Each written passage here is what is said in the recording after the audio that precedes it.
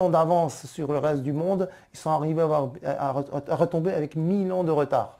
Voilà. Outre qu'il y avait le décret de Sélim Ier en 1515 interdisant l'imprimerie. Donc il faut aussi se mettre une petite parenthèse que la banque impériale ottomane a été dirigée par les Médicis. Voilà. Ah bon.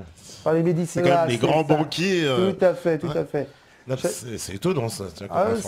Voilà, donc les trois périodes historiques de l'islam. D'accord. La période des Omeyyades, donc c'est le califat omeyyade. Donc c'est les premiers. Voilà, c'est-à-dire du fin 7e, début 8e siècle.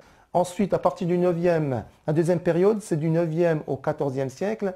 C'est la période donc coup d'État abbasside par Ibn Abbas qui a rompu ce pouvoir dynastique de Muawiyah et qui s'est installé.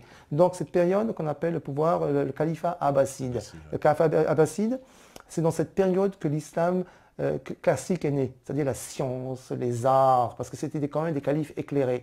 Donc ils s'entouraient de savants, de scientifiques. C'est cette période qui a permis la naissance justement de gros centres intellectuels, comme je disais tout à l'heure, Bagdad et l'Andalousie, Cordoue, Grenade, Séville, etc. Et c'est ça qui a donné la civilisation de l'islam classique, qui, elle, a donné, par traduction au Moyen-Âge chrétien, la Renaissance. Et comme je disais tout à l'heure, donc Renaissance, siècle des Lumières, industrie, etc.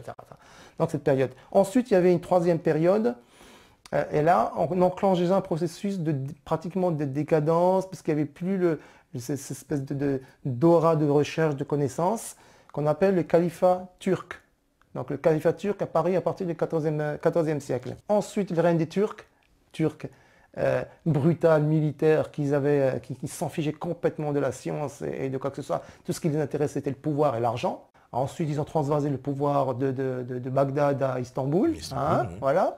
Et bon, ils ont complètement ruiné l'islam. Ils l'ont complètement détruit. Tout à l'heure, donc, ce décret. Ensuite, ils ont fait tout ce qui les intéressait était l'argent, le pouvoir, ramasser les biens. Ils n'ont rien développé socialement. Il n'y a plus d'avancée sociale, c'est terminé. Fini. Je défie n'importe quel Turc de me donner un nom d'un savant turc qui a travaillé, qui a fait des découvertes, qui a créé une science. Il n'y en a pas. Ensuite, qu'est-ce qu'ils ont fait? Tout ce qu'ils pensaient, c'était guerroyer. En fait, c'était leurs origines. Bon, ils sont d'origine turco-mongole, donc voilà quoi. Donc il faut voir, retour aux sources. Voilà. Donc, par exemple, au niveau des Balkans, quand par exemple certaines peuplades comme les Bulgares, les Tchèques, les Hongrois voulaient se convertir à l'islam, parce qu'il faut savoir qu'il y a un impôt qu'on appelle la jizya. Ce sont les non-musulmans qui le payaient pour leur protection. Donc c'est un impôt. Donc il y avait des pays autour de l'actuelle Turquie qui voulaient se convertir. Et donc les autorités turques refusaient absolument leur conversion. Pourquoi? Parce que comme ça, ils payaient la jizya au niveau des impôts. Donc en plus une question, j'ai envie de dire... C'est presque anti-musulman complètement. C'est-à-dire que pour des questions de capitalisme, on refuse la conversion spirituelle d'un peuple. C'est complètement... Tout à fait. Donc, ce qui les prédomine, c'était rien d'autre que l'argent. Et guerroyer, quoi. Donc, par exemple, quand ils allaient dans les Balkans, ils pillaient, ils ramenaient, ils tuaient ils pillaient, donc ils ramenaient des enfants. Les filles, ils en faisaient des concubines, où ils les mettaient en prostitution, où ils les vendaient.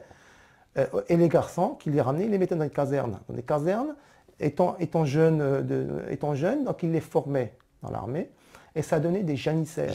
Les janissaires, c'est une troupe d'élite militaire turque qui patrouillait tout l'Empire et qui était envoyée pour les sales besognes. Par exemple, en Afrique du Nord, ils patrouillaient en Afrique du Nord, par exemple en Algérie, qui normalement était un pays musulman, donc ils ne payaient pas la jizya parce que c'était un pays musulman. Et pourtant, ils envoyaient leurs janissaires pour récupérer les impôts. Voilà, donc c'est ça. Ensuite, par exemple, qu'ont-ils fait pendant la conquête de l'Amérique? Ils étaient pourtant les maîtres de la Méditerranée avec leurs vaisseaux. Rien. Tout le monde s'est lancé dans la conquête de l'Amérique, sauf eux. Qu'est-ce qui se faisait?